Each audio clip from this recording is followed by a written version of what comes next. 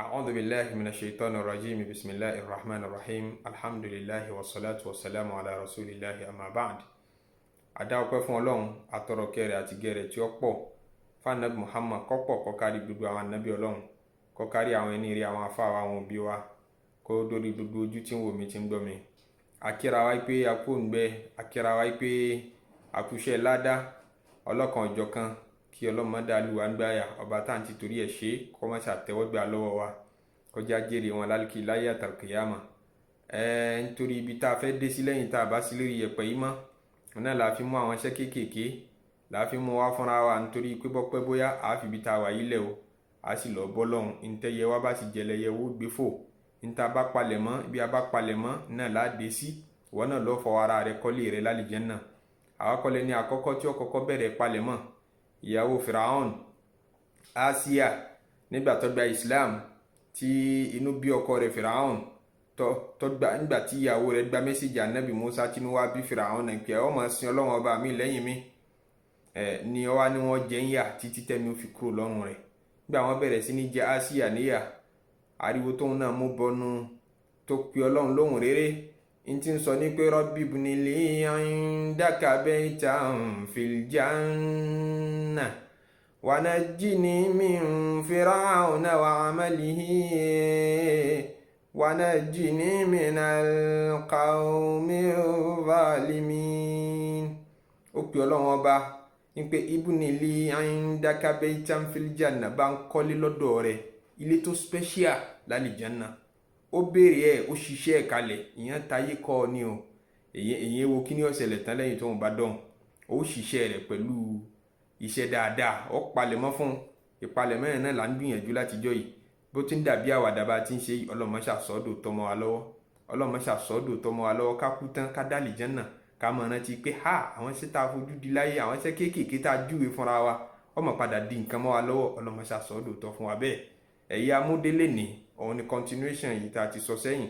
Hadith Anabi sallallahu alayhi wa sallam tí Abu Dawud gbà wá, tí wọ́n lá Anabi sallallahu alayhi wa sallam sọ pé ana za'imun bi baytin fi rabadil janna liman taraka al-mira'a wa in kana muhiqqan. Èmi ni màá jẹ́ olùdúró, màá dẹ̀ garanti ilé lálìjánnà fún gbogbo ẹni tó bá ríyàn tí ọjà torí jà tí ọjà kì í sọ máa lè.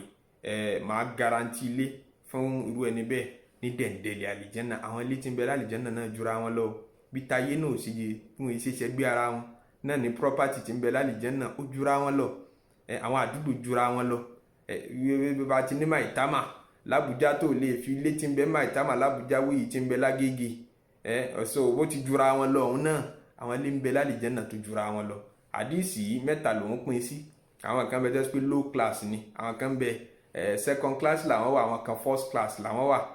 Àwọn ti second class tá Ànábì wa sọ nù hadithi náà, Ànábì ní ana za'imun bi baytin fi wasatil janna, màá dẹ̀ garanti ilé láàrin àlìjánnà fún gbogbo ẹni tó bá jẹ́ sí pé tarakal kadhiba, ó fi irọ́ pípa lẹ̀, wa in kana mazihan, kò bá jáwàdà lásán ló ń ṣe, kò bá jáwàdà lásán ló ń ṣe, ń kẹ́ àbáwàdà lásán ní bẹ́rí lásán là ń ṣe. Ó nọ́mà kí wọ́n kàn purọ́ kéékèèké, irọ́ fẹ́lẹ́fẹ́lẹ́ làwọn eléyìí.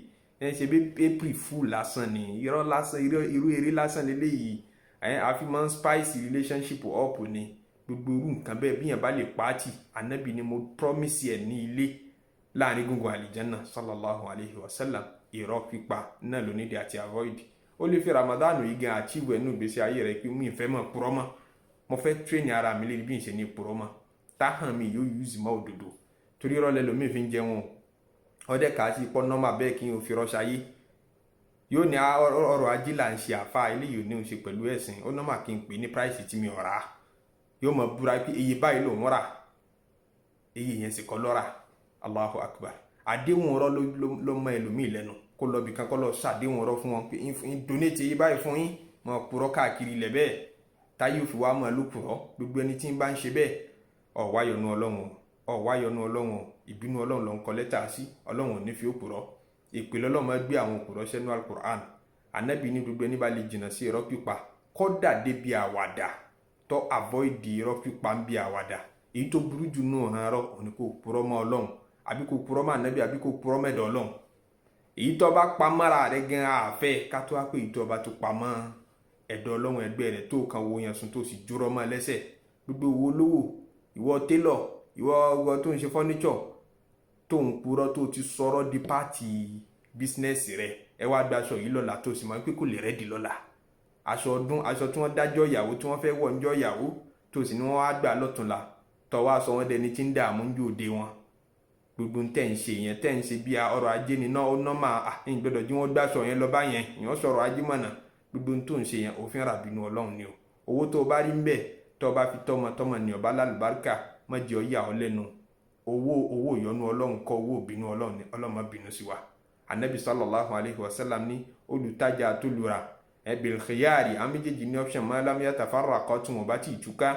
Tẹ́ bá sòótọ́ fúnra yín, Ọlọ́run fa àlùbáríkà sí ọjà yín. Tẹ́ bá purọ́ fúnra yín, wa in kadhaba wa katama, tẹ́ bò nǹkan mọ́lẹ̀ fúnra yín bẹ̀, tẹ́ pákéjì rọ́ fúnra yín bí kátàkárà àti gbogbo àjọṣe yín, kódà lọ́kọ láya náà tẹ́ bá fi rọ́ pilẹ̀ ìrìn àjò yín, ẹ mọ́ hiqat barakatu bay'ihima, àlùbáríkà tí ń bẹ ń bí kátàkárà yín Ọlọ́run yọ kúrò. Ọlọ́run yọ àlùbáríkà kúrò nínú ìgbésí ayé wa. Bó bá fẹ́ nílé láàrin gbùngbùn àlìjánnà kò dún ní mọ́ òdodo sísọ, yọ irọ́ kúrò nínú ọ̀rọ̀ rẹ̀. Àdéhùn Ànábì ní sallallahu alayhi wa sallam. Ọlọ́run ṣàjọ rọrùn fún wa. Subhana rabbika rabbil izzati amma yasifun wa salamun ala al-mursalin walhamdulillahi rabbil alamin.